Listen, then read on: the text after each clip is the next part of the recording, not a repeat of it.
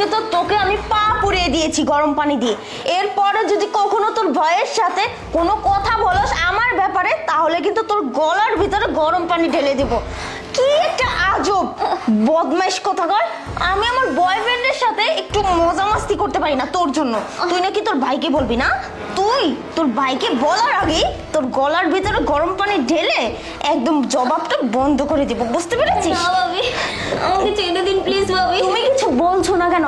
বসে বসে কি তামসা দেখবে নাকি? আরে আমি কি বলবো বলো, ও তো এমনিতে দেখো না গরম পানিতে ভাবতেছি কান্নাকাটি শুরু করছে। আচ্ছা ঠিক আছে, শোন, যা যে সমস্ত কাজ কাম করবি আর আমার রুমে আসার আগে 10 বার নক দিয়ে আসবি, ঠিক আছে? মনে যেন থাকে। আচ্ছা ঠিক আছে। যা তাড়াতাড়ি যা। আসে না।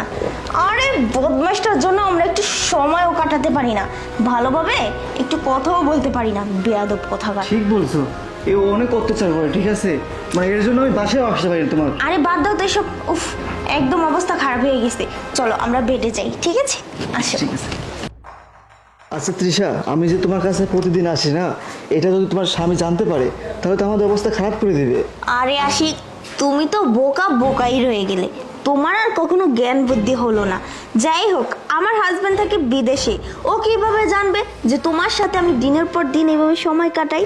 তাছাড়া যে বলবে এসব কথা তার তো জবান বন্ধ করে রেখেছি, সে চাইলেও কখনো বলতে পারবে না, ঠিক আছে? আর ও যদি বলে তাহলে ওর গলার ভিতরে এমনভাবে গরম পানি ঢালবো না, সেই ভয়তে ওর জবাব বন্ধ। যাই হোক, ওদের কথা ভেবে আমরা কেন আমাদের এত সুন্দর সময়গুলো নষ্ট করছি? চলো না। ঠিক আছে চলো।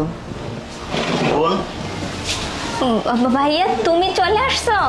হ্যাঁ চলে এসেছি, কিন্তু তোর মুখে এই দাগগুলো কিসের?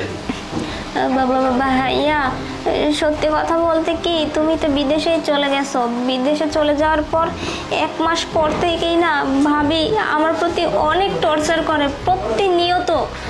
ভাইয়া তোমার সাথে তো আমাকে ঠিকমতো কথা বলতে দেয় না। আমি কতবার বলছি যে আমাকে একটু ভাইয়ার সাথে কথা বলতে দাও 1টা মিনিট, কিন্তু ভাবি না কখনো তোমার সাথে আমাকে কথা বলতে দেয় না। আরেকটা কথা জানো কি, তুমি বিদেশে চলে যাওয়ার পরে না ভাবি একটা ছেলেকে নিয়ে এসে প্রতিনিয়ত রুমে সময় কাটায়। আমি অনেকবার বলছি যে ভাবি তুমি এই কাজ করো না, আমার ভাইয়াকে তো তুমি দিনের পর দিন ঠকাচ্ছ, তাহলে তুমি কেন এই বয়ফ্রেন্ডকে তোমার রুমে নিয়ে আসো? জানো ভাইয়া প্রতিনিয়ত তারা সময় কাটায়, আমি যদি কিছু বলতে যাই আমার প্রতি অনেক অত্যাচার করে। ভাইয়া চুপ কর। বয়ফ্রেন্ড না, বয়ফ্রেন্ড নিয়ে আসে। আমি যেহেতু চলে এসেছি তোর আর কোনো চিন্তা করতে হবে না। এখন আমিও দেখব ও কিভাবে ওর বয়ফ্রেন্ড নিয়ে সময় কাটায়। ভাইয়া জানো ওরা দুজন না এখনো পর্যন্ত রুমের মধ্যেই আছে। আমি সবই জানি আর সবটা দেখেছি, এবং কি মোবাইলেও ভিডিও ধারণ করে রেখেছি। তুই আমার সাথে চল। চলো ভাইয়া। লিমা, তাড়াতাড়ি নাস্তা নিয়ে আয়। বলুন কে কি নাস্তা খাবেন, আমি বানিয়ে দিচ্ছি। আরে ইমরান, তুমি? হ্যাঁ আমি। আচ্ছা তোমার জন্য না, তোমার বয়ফ্রেন্ডের জন্য আমি নাস্তা বানিয়ে দিই, ঠিক আছে? আরে কি কি সব বলছো? বয়ফ্রেন্ড মানে কে বয়ফ্রেন্ড? চুপ! আর একটাও নাটক করবে না, আমি সবটাই জেনে গিয়েছি। আমি যখন বিদেশ ছিলাম তখন তুমি তোমার বয়ফ্রেন্ডকে প্রত্যেক দিন বাসায় নিয়ে আসছো। শুধু তাই নয়, আমার বোনটার উপরে তুমি টর্চার করছো। আর আজকে যখন ওর পায়ে তুমি গরম পানি ঢেলেছো, সেই মুহূর্তে ভেবেছিলাম তোমাদের দুজনকে এসে আমি সারপ্রাইজ দিব, কিন্তু এসে যেটা দেখেছি আমি নিজেই সারপ্রাইজড হয়ে গেছি। আরে তুমি কি না আমার বোনকে ছি ছি ছি ছি, আর তুমি কি করে পারলে? আরে তোমাকে আমি কম কি দিয়েছি? ভালোবাসা তো আমার কমতি ছিল না। টাকা পয়সা গাড়ি বাড়ি যখন যেটা চেয়েছো আমি তখনই সেটা দিয়েছি। তুমি চাওয়া মাত্রই দিয়ে দিয়েছি। আর আজকে তুমি কি করলে? আজকে আমার ছোট বোনটাকে তুমি এইভাবে নির্যাতন করতে পারলে?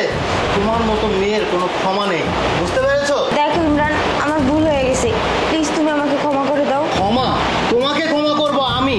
কখনোই না। তুমি এই যে তোমার বয়ফ্রেন্ডকে সময় দিচ্ছিলে না, এখন তুমি তোমার বয়ফ্রেন্ডকে নিয়ে এই বাড়ি থেকে বের হয়ে যাবে, আর তোমাকে আমি ডিভোর্স দিব, বুঝতে পেরেছো?